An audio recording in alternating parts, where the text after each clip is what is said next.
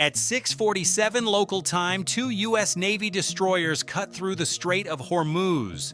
In full daylight, in full tracking view of satellites, commercial aircraft, and every Coast Guard station on both shores, they moved east to west through the 21-mile choke point that carries 20% of the world's traded oil. This happened 11 days after Iran announced it had seeded that same waterway with underwater mines. 11 days after a deputy foreign minister warned the strait would remain open only through coordination with Iranian military contact points. 11 days after the world was told that any ship entering without permission would be targeted. At the wheel of the lead destroyer, a radar operator watched clean screens, nomad alerts, no active harbor pings, no distributed sonar contacts, no pattern matching anything on the threat database. The strait was empty where it should have been armed. 4 hours later, both ships exited eastward the way they came in. No confrontation, no missile launches, no radio threats demanding they reverse course. They simply continued their route and disappeared over the horizon. Something has changed in the Persian Gulf. What changed is the story Iran has been telling the world about its control over the waterway that matters most. And the timing could not be more precise. Before we dive in, comment where you are watching from and click subscribe. Now, to understand why this moment matters, you need to know what the Strait of Hormuz represents in purely physical terms. At its narrowest, the shipping channel is just 21 nautical miles wide. At its deepest, we get is 220 feet. Every day, roughly 9 million barrels of crude oil pass through those dimensions, moved by supertankers so large their keels cannot turn in any radius tighter than a half mile. This is not a metaphor. This is plumbing at the scale of the global economy, where one barrel equals roughly $70 at today's price. 9 million barrels a day crossing a channel you can walk across if you were foolish enough to try. The consequences of closure are not theoretical. In 2022, when the prospect of Iranian obstruction briefly circulated, the price of Brent crude spiked $11 in a single afternoon. $11 times 9 million barrels times every tanker that did not move equals a figure large enough to rewrite the budgets of nations. That is what Iran has been dangling as leverage. And that is what is now being tested. The unfolding of this event follows a specific chain of decisions and capabilities, and each link matters. 3 weeks before the transit, Iranian military officials announced they had deployed mines in the Strait of Hormuz. The statement was explicit. It named the type as bottom-laid, bottom-moored, and weight-activated. It described the densities. It explained that wartime conditions had created, in their words, technical limitations to navigation that would require coordination with Iranian military contact points before any vessel could pass safely. That statement serves as the baseline for everything that follows. 2 days before the transit, in an interview dated April 9th, an Iranian deputy foreign minister clarified the position further.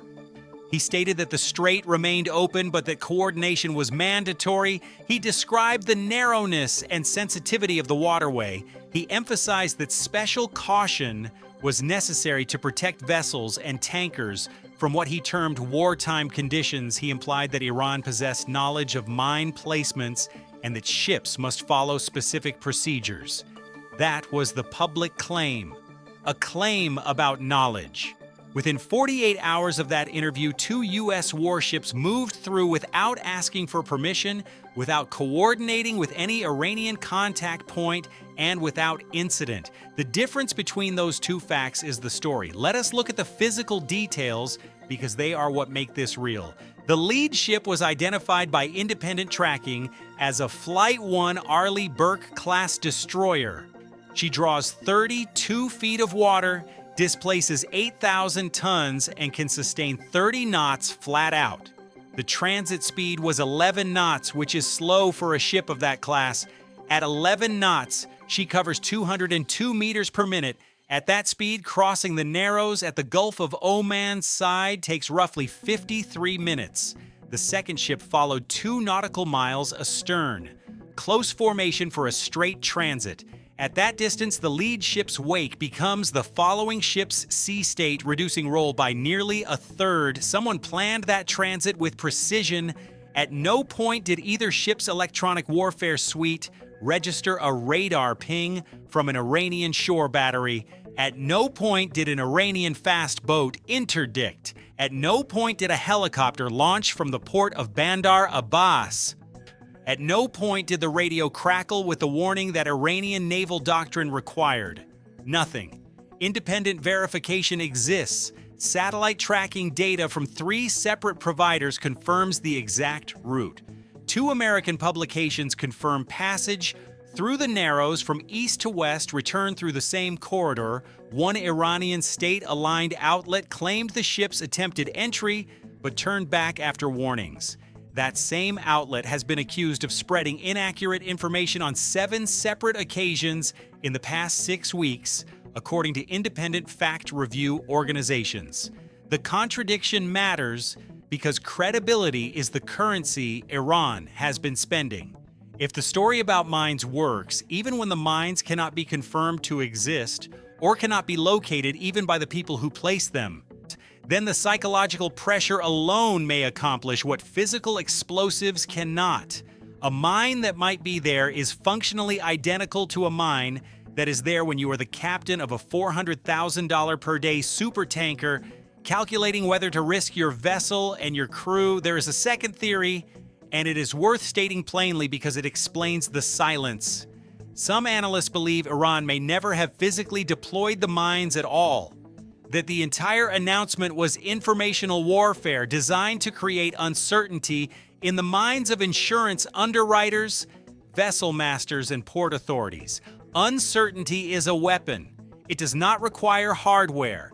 It requires only the belief that the hardware might exist. If ships choose not to enter because they are afraid, the result is identical to a blockade enforced by mines. Ship owners do not test warranties with their cargo. They reroute, they wait, they renegotiate. The strait functions as a bottleneck precisely because it is narrow, and any business person managing risk prefers certainty over savings. That theory has not been confirmed. It remains theory, but it fits the observed behavior. U.S. leadership has offered a different version of events. Former President Donald Trump stated publicly that Iran's primary leverage in the region comes from the perceived threat of naval mines. He claimed that much of Iran's mine-laying capability had been neutralized or destroyed in prior operations. He framed the current effort as a service not only to the United States but to global trading partners: China, Japan, South Korea, France, Germany, and others. He stated that the Strait of Hormuz is now being secured for international shipping. Whether that is accurate or promotional depends on which assets have been deployed and what has been destroyed. Information that has not been made public. These statements are not independently verified. They are not contradicted.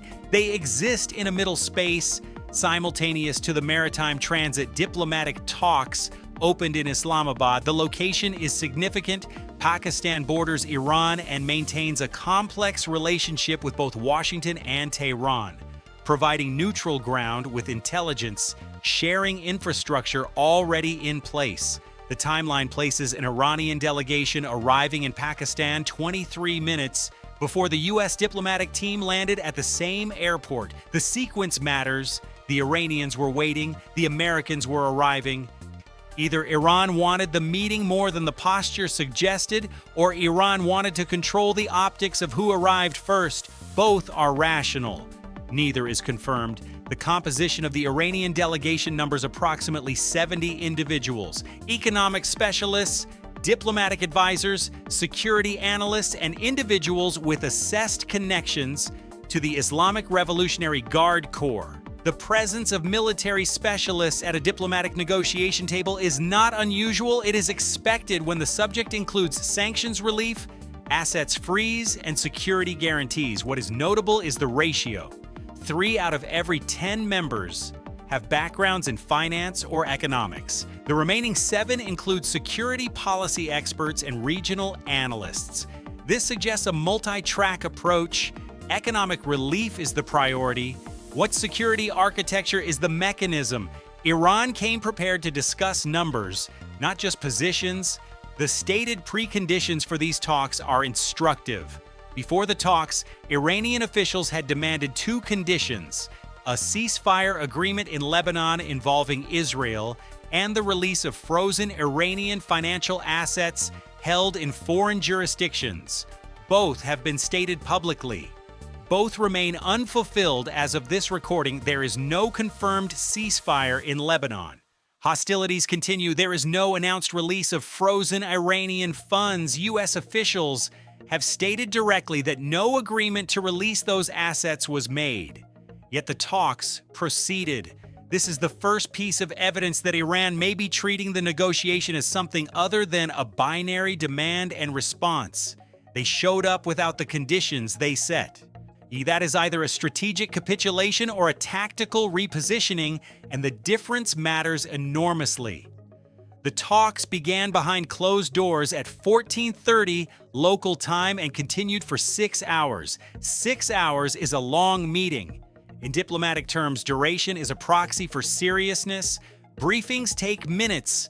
Ultimatums take seconds. 6 hours suggests substantive engagement with drafting language, with proposed alternatives, with iterative positioning.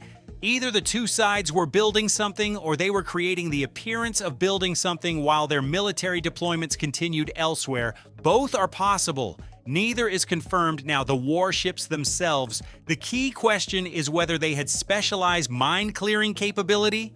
The publicly available class documentation suggests the Arleigh Burke design prioritizes anti-air and anti-surface warfare over mine countermeasures. There is no public indication that either vessel was equipped with organic mine hunting or mine-sweeping systems. This creates a puzzle.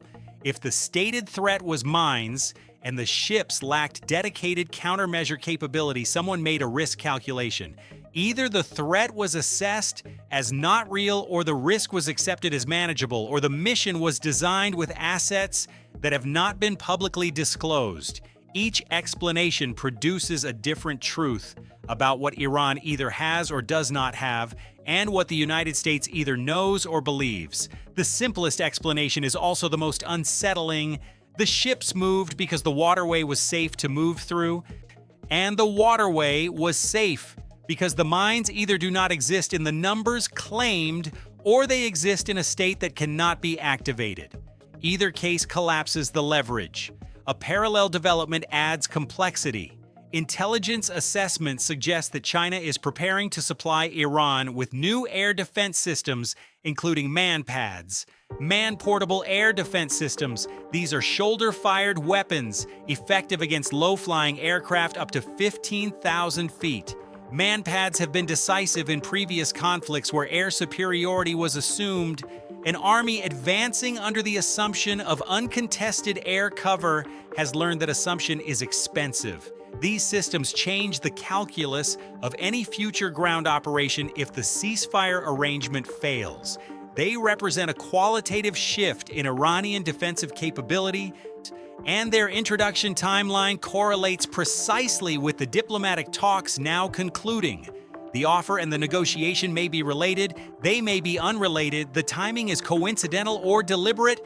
Resolution: the two facts that bookend this story are these. 11 days ago, Iran said the Strait of Hormuz was a mined war zone requiring coordination. 11 days later, 2 U.S. warships crossed that waterway without asking, and nothing happened. Nothing is the data point. Nothing is what the world watched. Nothing is what the insurance underwriters will file. Nothing is what the supertanker captains will plot on their next voyage. Nothing. In a waterway where something was supposed to be changes everything. One image, one number, one fact. 11 days between the warning and the test. The weight of that number tells you whether the bluff was called or whether it was never the kind of hand that could be called. The viewer decides, and the strait decides what it will carry tomorrow.